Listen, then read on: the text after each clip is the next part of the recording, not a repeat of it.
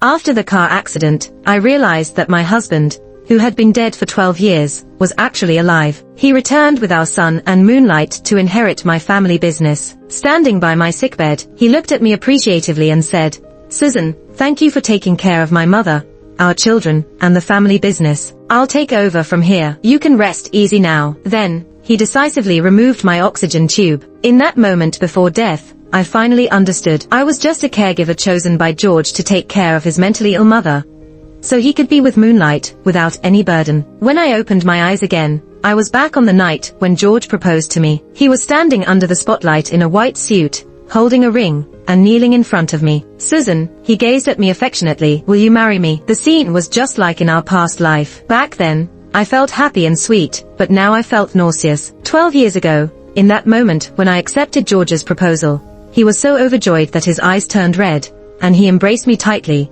as if he was holding the whole world. He choked up, saying, "Susan, you're truly my savior." I thought he had been tortured to collapse by his mentally ill mother, and my arrival was like a light, saving him. Even after 6 months of marriage, when George had a car accident and was lost at sea, I still took on all the responsibilities. I diligently took care of Mary, raised his brother's children, and carried the burdens of the billions of debt from George's family. After 12 years, when good times finally arrived, I was hit by a car. In the emergency room, after being given a critical condition notice, I saw George. Thinking I was already dead, tears streamed down my face when I saw him. George sighed heavily, took my hand, and with gratitude and guilt in his eyes, he said, "Susan, thank you for all your hard work. After my older brother and sister-in-law died, leaving a mess behind, without you, I wouldn't have been able to be happy with Lily." A beautiful woman, leading a child of about 10 years old, came forward to stand beside George. She spoke softly, "Thank you, sister. It was my idea back then. If anything goes wrong after your death, blame me, not George." George gently scolded her,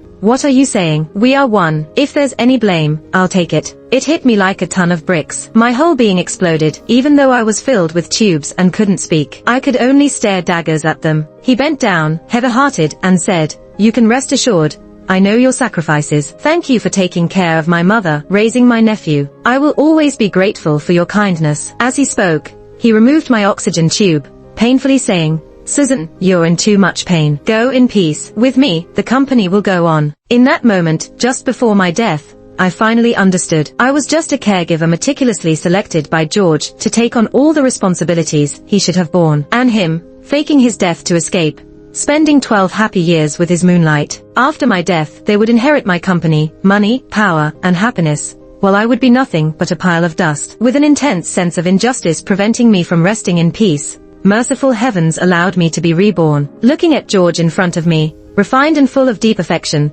I suppressed the urge to slap him and looked around. George's scheme was clearly planned with his so-called beloved. And now, in the cheering crowd, I spotted the girl who tormented me in my last life. She wore a white dress, with black hair, a face that evoked a strong protective instinct, even more graceful and charming than she was 12 years ago. It was evident how George cherished and cared for her. And me. The year George faked his death, the company went bankrupt, with debts totaling billions. Mary's mental illness worsened, and when I suggested sending her to a mental hospital, Mary's relatives on her mother's side opposed it fiercely. They didn't want Mary to go to the hospital, so I had to take care of her every day. My nephew was only 4 or 5 years old and needed constant attention. Those 2 years aged me rapidly. Mary, who was unwell, stabbed me with a knife 3 times and burned me countless times, leaving me covered in scars. Every day was spent hiding and running from debtors, living in constant fear. So, I began a business, going from one creditor to another, seeking extensions to pay off debts. I often drank until I had stomach bleeding just for a partnership. After 10 years,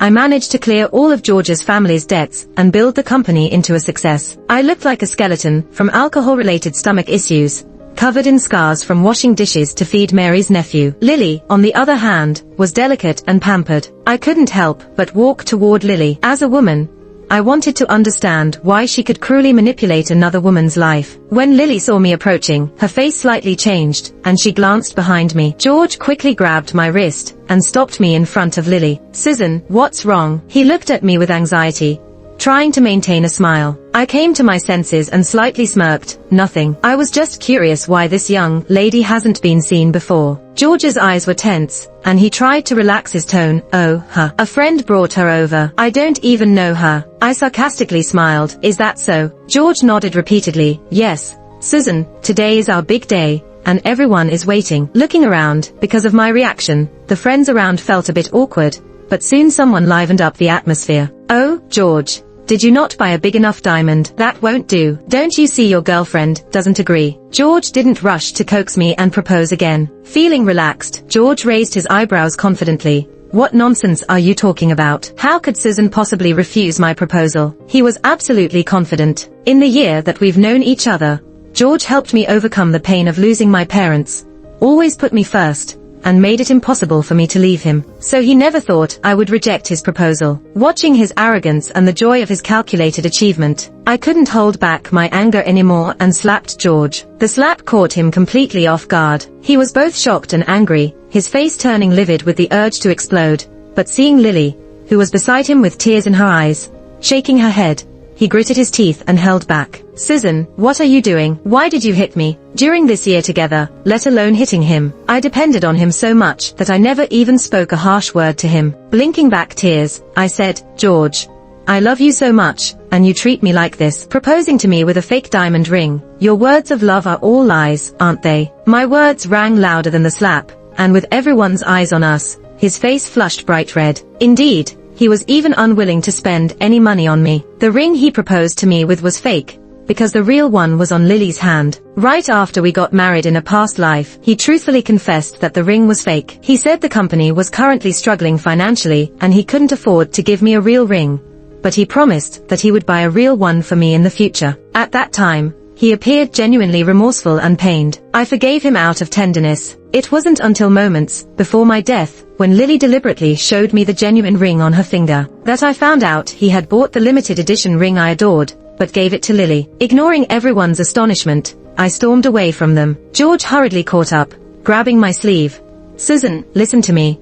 I couldn't get the ring you liked. I just wanted to marry you so badly, and I lost my mind for a moment. As he spoke, there was disappointment and discontent in his eyes. You said such things in public. Do you realize the impact it would have on me? Have you ever thought about our future? He was actually blaming me. I coldly laughed. George, you proposed with a fake ring, yet you have the nerve to come and lecture me. Have you no shame? George looked incredulous. This was the first time in the entire year we'd been together that I had spoken to him so sharply. While he was still processing my words, I got in the car and drove away. After tonight, I believe George's position in his social circle will plummet. The reason so many people still support George is that outsiders are unaware of George's family's financial situation and still think of him as the once prosperous young master of the George family. Thinking about how George and Lily must be feeling frustrated right now, their scheme falling through, I couldn't help but smirk. Of course, that was just the appetizer. I paid for news about the collapse of the financial chain of the George Group,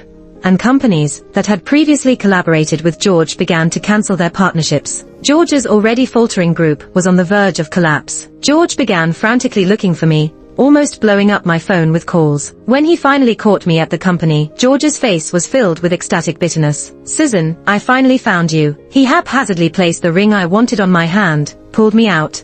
Are you satisfied now? Let's hurry up and get married. I stayed still. George turned back, puzzled, and covered his impatience in his eyes. What's wrong, Susan? I pretended to be conflicted, furrowing my brows. Marriage. I don't want to get married right now. How could you not want to marry me? George was speechless, tightly gripping my hand and then laughing. Susan, do you lack security? It's okay. I'll transfer half of my shares to you, so you can feel at ease. He brought out the share contract, revealing an eager smile. The same plot as the past life. After his proposal, George intentionally transferred half of his family's shares to me to make me more devoted to him. I was deeply moved and also transferred the company shares left by my parents to him. Later, George's family fell into trouble, and my company collapsed as well. All part of George's clever schemes. I felt my body freeze. Couldn't help but scoff. I don't want to marry you. Can't you understand plain words? Seemingly surprised by my firmness, George was dumbfounded, and his once gentle expression turned cold. He suddenly let go of my hand. Fine. If you don't want to get married to me, then as you wish. we have no more connection in the future. With that said, he turned and walked away, not knowing what had gotten into him. I initially didn't want to pay attention, but I saw a flash of a white dress from the corner and inexplicably followed. In the hallway, the white-dressed girl threw herself into George's arms. "George, why do you suddenly want to break up with her?" Lily's pretty face was pale with anxiety. "Without her, how can we be happy and worry-free together?" But George had a victorious smile. "I just said that on purpose. Lily, rest assured, I've already made Susan fall deeply in love with me this past year. Her current attitude is just because she's angry about the ring. The more I coddle her, the more she resists. If I treat her coldly, she will suddenly realize she can't live without me. When she comes crawling back to apologize, I will pretend generously forgive her, and then give her shares. She will be deeply moved, and then I won't have any trouble getting hold of her company." The more George spoke, the more delighted he appeared. Her company was worth quite a bit of money. If it could help George turn the situation around, I didn't mind keeping her at home, letting her take care of George's mother and nephew for me, and then we can have a cozy relationship outside. Lily listened with delight on her face. "But what if she doesn't agree?" George coldly said. "If she becomes disabled, needing to rely on me, how would she dare not agree?" Lily nodded in agreement, her voice gentle yet cruel. "If she becomes disabled and still refuses, just make her disappear. There will always be someone willing to marry you as long as you have money." On a scorching summer day, I felt chills all over my body as I listened. It turns out their original plan wasn't faking George's death, but rather draining the life out of my company to revitalize George's company. I would have been either harmed or killed by them after George was left powerless, but they decided to drop the whole mess. I wanted so badly to strangle those two, but I held back, remembering my own plan. Letting them die would be the merciful thing to do. The hell I went through, they had to experience it too. During the days George waited for me to apologize, I was busy swiftly signing contracts with the companies that terminated with George. In just a few days, my company's reputation skyrocketed. After patiently waiting for a few days and seeing no sign of me relenting, George finally couldn't help but come to the company to find me. As soon as he saw me, his face turned cold and he refused to speak, expecting me to come and appease him. I pretended not to notice and discussed the company's development direction with the vice president. "Susan, do you think I'm dead?" George rushed up to me, exasperated that I was ignoring him. Only as a final resort did he soften his tone, sigh lightly, and hug me.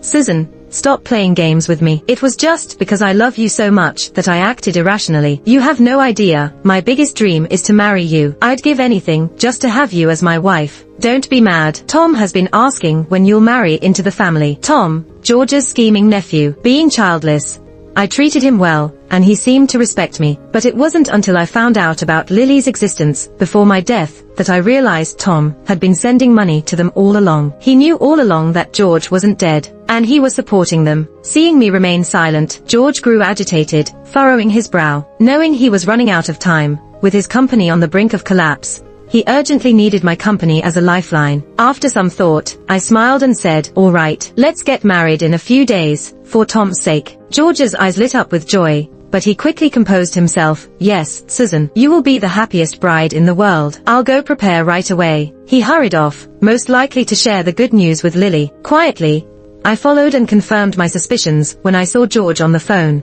I knew Susan couldn't stay away from me for long. I just gave her the cold shoulder for a few days, and she agreed to marry me right away. I sent the address George mentioned in a text message. The recipient was Lily's parents. In addition to managing my company, I also tracked down Lily's parents during these days. I gave them some money to find a way for Lily to marry George. Lily's family was just an ordinary one. When they found out not only that their daughter was dating a wealthy CEO, but also that someone was willing to help arrange the marriage, they were overjoyed and promised to make it happen. That very night, they caught the pair in Lily's bed. They immediately staged a scene of crying, fussing, and threatening to force them to marry. I'm telling you, I recorded a video. If you don't marry my daughter, I'll post it online and see if you can handle the consequences. When I arrived, the middle-aged couple was throwing a fit while George stood there helplessly. Lily, with a pale face, clutched the blanket, covering the red marks on her body. Upon seeing me, Lily couldn't help but scream, "Susan!" George, feeling anxious, quickly approached me. "Susan, it's not what you think. Let me explain." I slapped George across the face, visibly pained. "George, we were about to get married. How could you do this to me?" While George was stunned by my two hits, Lily acted quickly, ignoring everything and kneeling in front of me, Susan, I'm sorry. It's all my fault. I love George too much. The thought of you two getting married made me so miserable that I tricked George into coming here and drugged him to be with me. Please, forgive George. It's all my fault." Though Lily seemed innocent on the surface, she was prepared to take full responsibility. She did it all to make me marry George, so they could be together. I turned to them. "Is that what happened?" George clenched his jaw, looking at me with affection. "Yes, it's true. That woman drugged me. I had no idea." "Susan, I only love you." Everything made sense now. I expressed my understanding, glancing at Lily's parents, who were still causing a scene. But they had recorded a video. If George didn't marry her, they wouldn't give up and would expose it online. George's face paled. "I can't marry Lily. I only want to marry you." Anyone hearing this would surely think George was head over heels for me. And I bet that's what George thought as he looked at me expectantly. Looking up, deeply moved, I said, "George, I appreciate your feelings, but for the sake of the company, you should go ahead and marry Lily as a temporary measure. After all, your company can't handle more negative publicity. Once this matter is resolved, you can divorce Lily, and then we can get married, all right?" I coaxed George as he appeared to waver, about to agree. Lily cried out, "No, we can't get married." Fear was evident in her eyes, perhaps at the thought of George's insane mother. I had recently looked into her. During their relationship, George's mother had had an episode, wielding a knife and almost stabbing Lily. Even though she wasn't physically harmed, the sight of George's mother going mad had terrified her. After Lily's explanation, her parents rushed forward, restraining her firmly. "Shut up. You've already slept with him. You have to marry him. Are you trying to ruin us? By sunrise, we must get the marriage certificate, or I'll immediately post the video online." Lily looked hopeless, while George felt threatened. He nodded immediately and said, "Okay, I'll marry Susan, but remember, you're the one I truly love. Once I handle this matter, I'll come marry you." I nodded in agreement, and George visibly relaxed. He was confident that I wouldn't give up on him, especially with Lily's parents pressuring us. The next morning, George and Lily got married. Lily looked at me guiltily and promised, "Susan, it's all my fault. I'll go back home for a while and stay away from George. Please trust me." I chuckled, thinking how impossible it would be to avoid George's mother. Lily saw me smiling and seemed puzzled at first, but soon she understood. A car stopped in front of her, and a group of people rushed out when the door opened. Leading them was George's mother,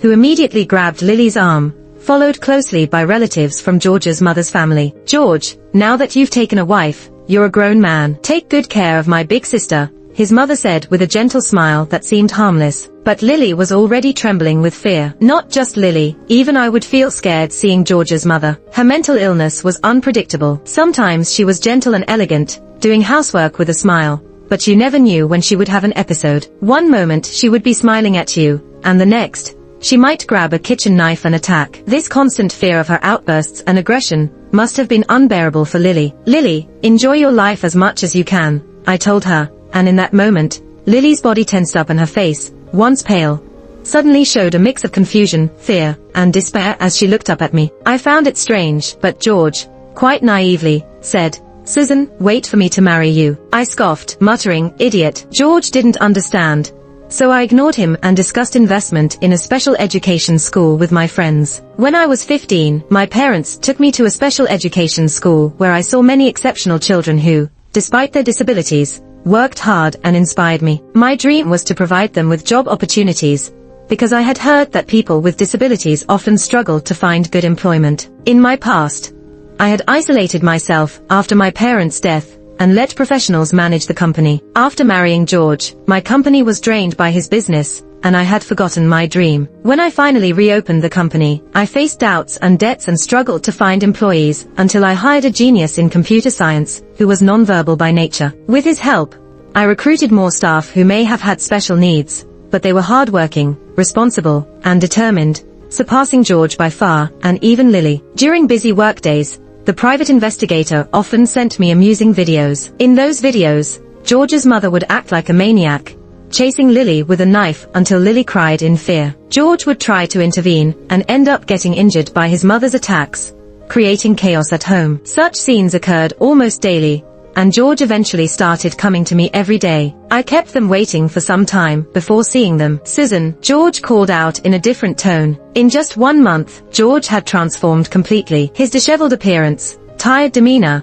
and haunted expression made him look like the George the first last saw before he died. I paused, looking at Lily. She had bruises on her face and couldn't help but ask when she saw me, "Are you the Susan from our past lives? Have Lily and George from our past lives appeared?" Unable to contain my laughter, I chuckled. "Well, isn't this delightful? They're finally here, now I can settle my grievances." George hurried over and grabbed my shoulder, saying, "Susan, why are you laughing? I know you're the Susan from our past lives. Come back with me quickly. Our mother tortures Lily and me every day, we can't take it anymore." I pushed him away abruptly, causing the wounded George to fall to the ground, his face draining of color. "George!" Lily exclaimed. George, in pain, gritted his teeth and demanded, "Susan, what do you mean? Are you not planning to marry me and come back to take care of Mom?" I couldn't help but laugh. A long life means a brain that functions better. "Have you finally figured it out, George?" Looking confused, Lily hesitated and asked, "Miss Susan, you've taken care of Mom for so long. You have the experience. Please come back with me. No one can take care of her like you." George, frowning, added, "In our past lives, you were the one taking care of her. After all this time, you must have developed a bond with Mom. Can you really abandon her now?" I gained a profound understanding of George's audacity. With a composed smile, I said, "Of course, I can't abandon her." A glint of surprise passed through George and Lily's eyes, but before they could react, I continued, "That's why I sent Lily to your mother. She should be quite pleased. Lily's fragile and can't use force like me to stop her mother's outbursts. Most of the time, Lily is hiding in her room, making your mother even happier." Lily paled, and although George's eyes flared up, he accused me, "Susan, you're a heartless person, plotting against us like this. How can you be so cruel?" Without hesitation, I approached him and delivered a resounding slap. Hatred from past lives swept over me, my eyes sharp. "George, how dare you talk to me about conscience? In our past life, you tricked me into marrying you, leaving me with debts of over $1 billion, a crazy mother, and a nephew. And you were living carefree with Lily. You made me responsible for your entire life. The real cunning ones are you. If it weren't for their schemes, I wouldn't have suffered so miserably." George was startled by my stern words, stuttering, "Wasn't it just to take care of George's mother and nephew for a few years? Is it necessary to be this angry?" Laughing, but with anger, "They could do such heartless things. So of course they didn't care about my accusations. Fortunately, I knew they were heartless." After calming down a bit, I smirked. "Yes, just a few years of taking care of them. Since you find it so easy, make sure to take good care of them in the future. Oh, and don't even think about deceiving other innocent girls to work as maids for you. I'll be monitoring you both closely. And don't even think about running away. No matter where you go, I will find you and let your mother's relatives know your whereabouts." With each sentence, their faces turned pale. George's mother's relatives are not to be messed with. If found, they can tear them apart. These words shocked them. George and Lily came running towards me, cursing. "After caring for us so long in the past life, even a stone would develop feelings. How can you just let go like this? Your mother gave birth to you, raised you, and you don't even want to take care of her. It's you who's heartless." I was not afraid. Suddenly, a 4 or 5-year-old boy hugged my leg, his eyes red. "Aunt, I want to be with you. I can't leave you." I almost forgot about this little rascal. His back too. "Auntie, I'm Tom." Tom's eyes filled with tears.